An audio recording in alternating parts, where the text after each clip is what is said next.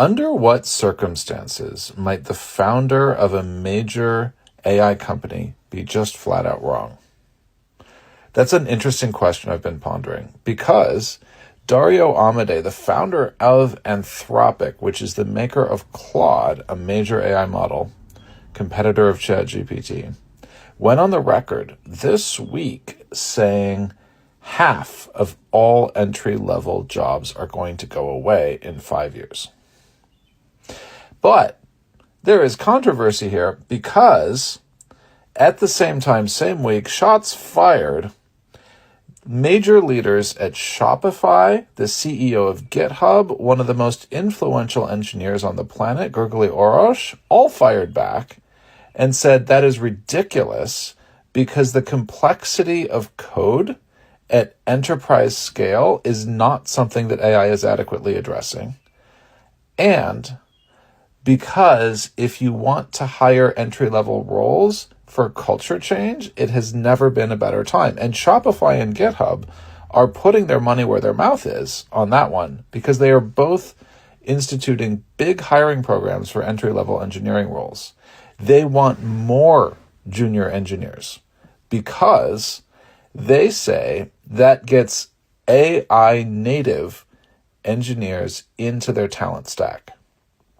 And that lines up with what Sam Altman, the founder of OpenAI, creator of ChatGPT, etc., among many creators of ChatGPT, he said that what he has observed about ChatGPT usage is that young people use it like an operating system, and elderly people, I should probably put myself in this category, tend to use it just for questions and answers. And that's a huge difference. It's a huge difference. If you run your life through an operating system on AI, like it informs everything you do. And that is the kind of mindset that leaders at GitHub and Shopify are saying they're looking for. In fact, Shopify characterized this as they want a AI centaur, a like AI plus LLM hybrid, right? Like basically you should be so native that LLM feels like an extension of yourself is the vibe. Fine. The point is, these are very, very different points of view on where we are going on something that should matter to all of us. Shots have been fired. When you think about it that way, I want to suggest to you that the smart take here is not to care particularly about which belief system is true, because it kind of is a belief system. Instead, we should borrow from Pascal's wager, which is hundreds of years old. And the idea is, if you don't know if something is true or not, what is the most rational way to prepare for your future? That's how we should think about this. And I want to argue that the Gergely camp, the camp that just sort of goes for entry-level engineers and kind of that there will still be jobs, is the more rational thing to prepare for. Because if Dario is right, and if you just spend your time being a doomer and expecting universal basic income and waiting, you're in big trouble on your career. Big, big trouble if you're wrong. Whereas, if Gergely is right, if the CEO of GitHub is right, and there's more jobs coming, then preparing is absolutely the right thing, and you won't get it any other way, right? Like you have to prepare to go hit those career goals. And by the way, these are different kinds of skills.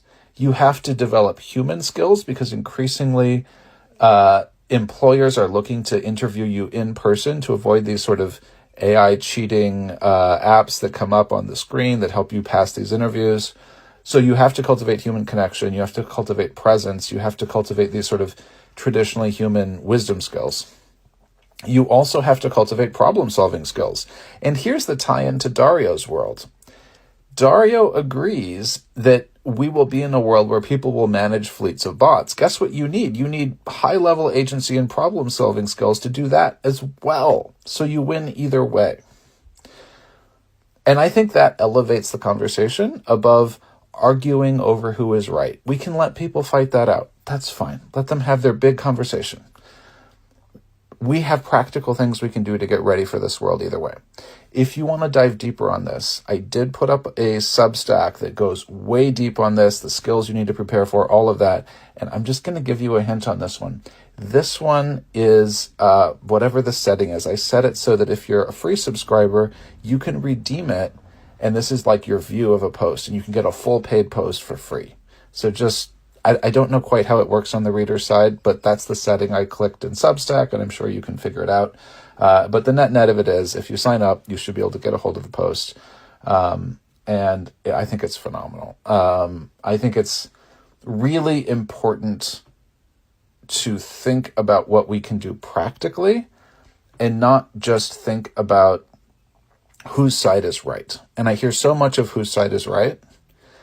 And I would much rather talk about what we can develop. And tell me where I'm wrong. Tell me where you think that you have sort of skills that you would like to develop that I didn't cover. Put it in the comments. Would love to see it. But dig in. Get past the doomer versus optimist spiral and look at what you can concretely develop.